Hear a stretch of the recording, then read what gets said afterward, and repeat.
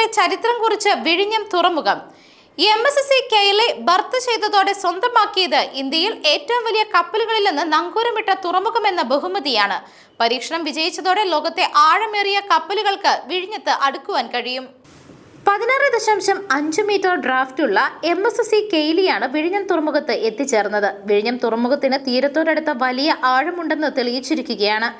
ഇന്ത്യയിൽ ഇതുവരെ നങ്കൂരമിട്ടതിൽ ഏറ്റവും വലിയ കപ്പലുകളിൽ ഒന്നാണ് കെയിലി. ഈ കപ്പൽ 2 ദിവസം വിഴിഞ്ഞത്തുണ്ടാകും. കെയിലിയിൽ നിന്ന് കണ്ടെയ്നറുകൾ ഇറക്കുകയും കയറ്റുകയും ചെയ്യും.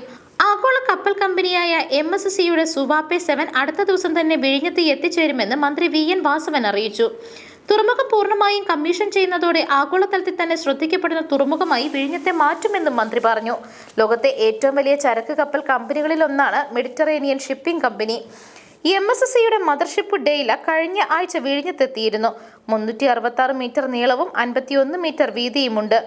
13,988 കണ്ടെയ്നറുകൾ വഹിക്കാനുള്ള ശേഷിയുള്ളതാണ് ഈ കപ്പൽ. സ്പെയിനിലെ മലാഗ തുറമുഖത്ത് നിന്ന് യാത്ര തിരിച്ച കെയില കപ്പൽ മുംബൈ തുറമുഖം വഴിയാണ് വിഴിഞ്ഞത്ത് എത്തിച്ചേർന്നത്. വിഴിഞ്ഞത്ത് ചരക്കിറക്കിയ ശേഷം കപ്പൽ കൊളംബിയയിലേക്ക് പോയി. അദാനി പോർട്സിന്റെ പ്രധാന ചരക്ക് നീക്ക പങ്കാളിയാണ് മെഡിറ്ററേനിയൻ ഷിപ്പിംഗ് കമ്പനി. വിഴിഞ്ഞത്തും മെഡിറ്ററേനിയൻ ഷിപ്പിംഗ് കമ്പനിയായിരിക്കും ചരക്ക് നീക്കത്തിൽ പ്രധാന പങ്കാളിയാവുക. ന്യൂസ് ഡെസ്ക് മെഗ്ന വിഷൻ.